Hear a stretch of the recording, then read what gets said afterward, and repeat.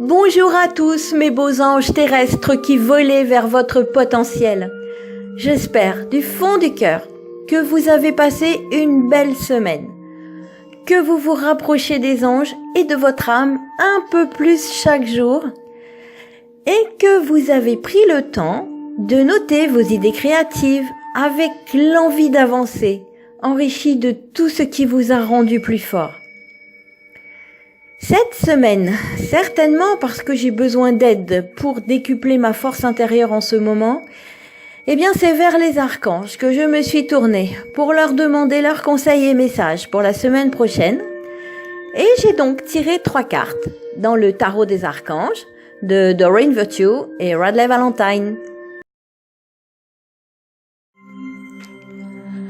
Alors, avec le 2 de Raphaël, les archanges nous délivrent à la fois un conseil et un doux message. Le conseil, c'est d'être sensible à nos émotions, de les respecter, d'accepter les émotions fortes et les sentiments intenses, tout en demandant à nos guides de lumière, à nos anges, aux archanges, de nous aider à nous libérer des énergies négatives qui pourraient en profiter pour essayer de s'installer. Le message fort de cette carte, c'est que le pardon soigne les sentiments blessés et que les relations qui battent de l'aile peuvent être assainies afin de ne pas abandonner ceux que nous aimons sincèrement. Ceux qui font partie de nos âmes sœurs, qu'il s'agisse de membres de notre famille, de notre relation amoureuse ou de relations amicales. Alors c'est vrai qu'il arrive que les anges et les archanges, nos guides, nous demandent de laisser partir certaines personnes de nos vies parce qu'elles sont devenues toxiques ou alors parce qu'elles l'ont toujours été. Et dans ces cas-là, c'est parce que nous avons besoin de faire de la place à de nouvelles âmes qui nous correspondent mieux dans notre vie à ce moment-là. Mais là, les archanges, ils nous demandent à l'inverse de ne pas laisser l'ego nous éloigner de celles et ceux qui sont liés à nous par le cœur, par le fil invisible et puissant de l'amour véritable. Si nous sommes en désaccord avec une ou plusieurs de nos âmes sœurs, les archanges nous indiquent ici qu'une issue heureuse sera trouvée. Alors pourquoi je parle d'une ou plusieurs âmes sœurs ? Parce que dans notre langage courant humain, on a tendance à penser que l'on n'a qu'une âme sœur et que cette âme sœur est la personne avec qui l'on vit une relation amoureuse. Mais en réalité, nous sommes entourés d'âmes sœurs. Ce sont des âmes issues de la même famille d'âmes que nous et avec qui nous avons choisi de nous incarner dans cette vie. Donc ça peut être des amis, des parents, des frères, des sœurs, des cousins, etc. Et bien sûr aussi une relation amoureuse. Donc en clair, là, les archanges nous demandent de ne pas laisser l'ego nous éloigner de ceux que nous aimons sincèrement et à qui nous sommes liés par nos âmes, justement.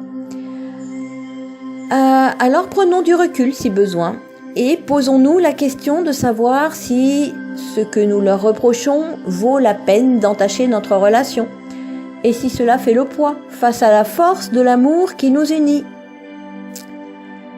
En outre, le message délivré par le 2 de Raphaël, c'est que deux cœurs qui se rassemblent peuvent donner quelque chose de merveilleux.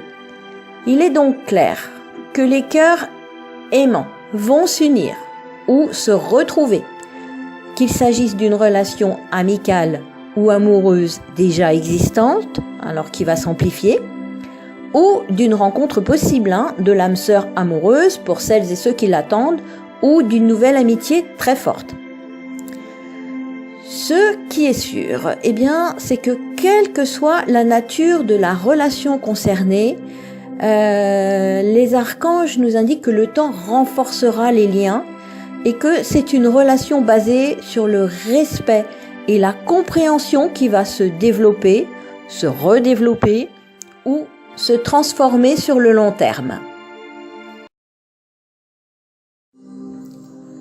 Avec l'arcane majeur numéro 4, l'empereur.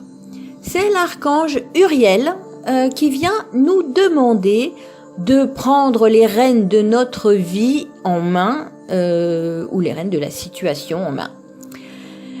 Et il nous indique que nous avons la capacité, tous, d'être le chef de file des personnes qui nous entourent. Qu'est-ce que cela veut dire ? Eh bien, en fait, ça signifie que nous avons les aptitudes d'être un modèle, de guider et de conseiller en finesse dès lors que l'on est centré sur notre cœur, que l'on écoute notre cœur. Et donc que l'on a moyen de conseiller ceux qui nous entourent sans juger, sans forcer ou sans vouloir à tout prix persuader. Juste faire preuve de finesse, aller planter une petite graine de temps en temps dans l'esprit des gens. Et puis ça va germer, ça fait son travail, ça avance, ça sert à rien de forcer. Nous avons aussi la capacité d'avancer dans notre vie en nous demandant seulement chaque jour et en demandant à nos guides « Comment puis-je servir ?» sans nous soucier de ce que les autres peuvent penser de nous et en laissant nos idées créatives se manifester. Alors pour y parvenir plus facilement, les archanges nous suggèrent de focaliser notre attention sur nos forces, sur les nombreuses leçons que nous avons déjà tirées des expériences que nous avons vécues et sur les sentiments de bonheur en fait que procure le fait d'être qui nous sommes, sans artifice et sans chercher à plaire à tout prix. Si cela nous paraît moins simple, moins facile à mettre en place, Uriel nous suggère de nous rapprocher d'un conseiller qui saura nous guider pas à pas. Et bien sûr, il nous précise aussi qu'il est là pour nous et que nous pouvons lui demander d'éclairer notre chemin pour nous mener à la réussite étape par étape, à lui et à nos anges. Et d'ailleurs, la notion d'ordre et d'organisation est très présente avec cette carte. Les archanges nous indiquent que pour que nos rêves prennent vie, nous avons besoin que l'on nous indique des lignes de conduite ou des règles à suivre. Et il nous précise bien que le but, ce n'est pas de limiter notre champ d'action, mais bien de nous fournir en fait des outils pour que notre projet nous emmène bien là où nous souhaitons aller. Uriel nous rappelle que la créativité, c'est un don merveilleux dont nous sommes tous pourvus. Mais que si nous utilisons cette créativité sans logique, nous risquons fort d'être déçus par le résultat. Donc il nous rappelle en fait que c'est toujours important de poser les étapes à franchir lorsque notre cœur a manifesté une envie, un projet, un rêve. Parce que cela nous permet de poursuivre avec joie chaque jour, sans perdre notre motivation et sans nous essouffler, parce que chaque étape en fait nous emplira de bonheur. On dit souvent le bonheur c'est le chemin, pas la destination. Donc poursuivre son chemin chaque jour avec joie, c'est super important. Alors pour prendre un exemple concret et simple, imaginez que nous ayons très envie de transformer la décoration d'une pièce de là où on habite. Bon, cette envie, ça devient un projet, on est d'accord. La première chose que nous faisons, ça va être de définir quel style, quelle couleur, quel type de revêtement on va mettre sur les murs, sur les sols, quels objets de décoration on aimerait, etc.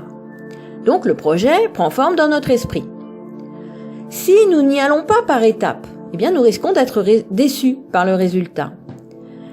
Par exemple, si on a choisi de remplacer le papier peint par une peinture bleue, et que l'on se met à peindre sur les murs couverts de papier peint, parce qu'on est pressé, voilà, et puis on n'a pas réfléchi, on est dans la créativité, voilà, eh bien, à la fin, on risque fort d'être déçu, parce que ce sera pas le résultat escompté. Et donc, si l'on est conscient que nous allons devoir, par exemple, d'abord enlever le papier peint, nettoyer les murs, préparer le sol, mais qu'on se lance sans organisation, eh ben on va s'énerver. Parce que le papier peint, il va être long à enlever, parce qu'on va pas avoir les produits et les outils nécessaires pour décoller, nettoyer, etc.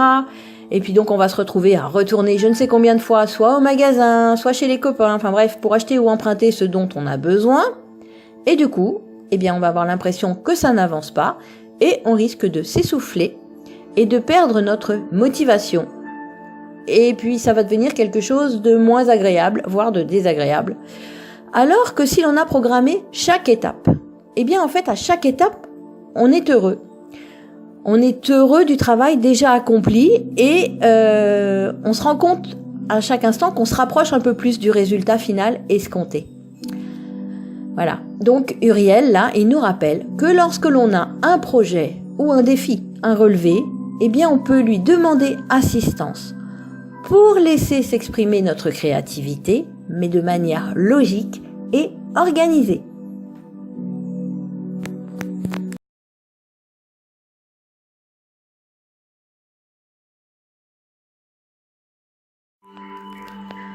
Le dernier conseil des archanges pour la semaine à venir, eh bien, c'est de faire ce que l'on aime, de suivre nos passions et de faire au mieux en faisant équipe avec des personnes qui partagent nos passions et avec nos anges. Alors en complément, il nous indique de nous servir de notre sensibilité pour y parvenir.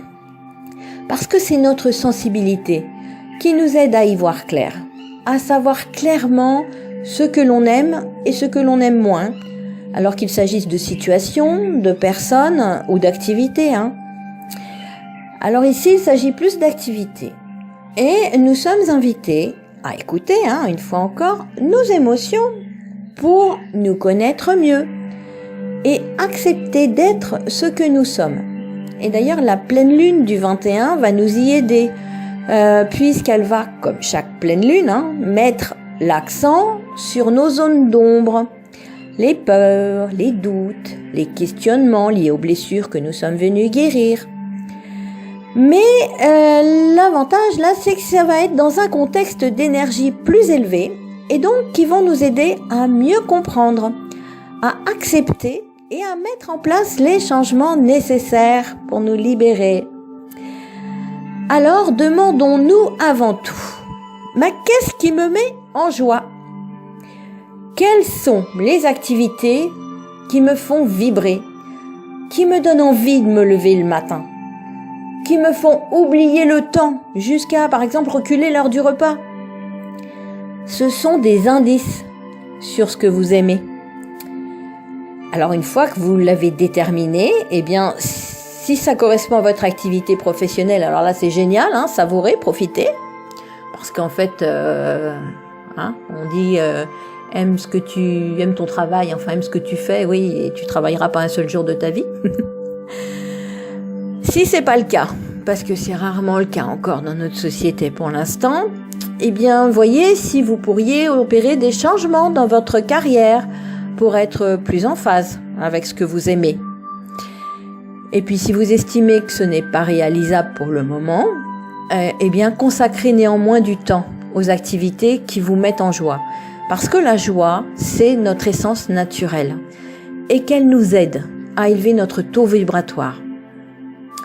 D'ailleurs, en complément, eh bien, les archanges nous invitent à privilégier les lieux, les personnes, les animaux, la nature et toutes les activités qui favorisent la vie et à nous éloigner de tout ce qui est vibration basse, les personnes négatives qui se plaignent constamment, les informations télévisées, les scènes de violence, certains lieux, voilà.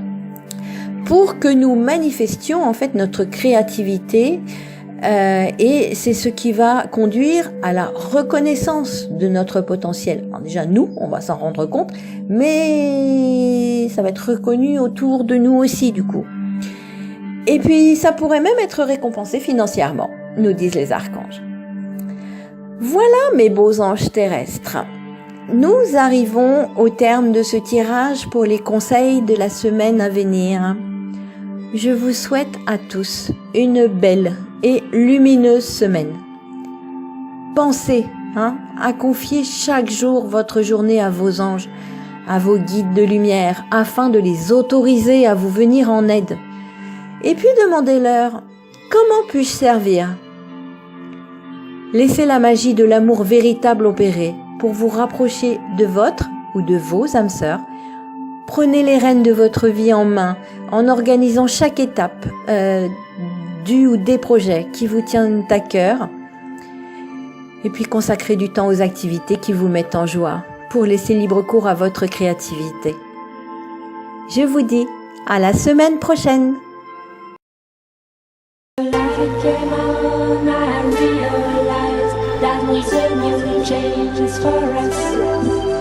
When the light came on, I realized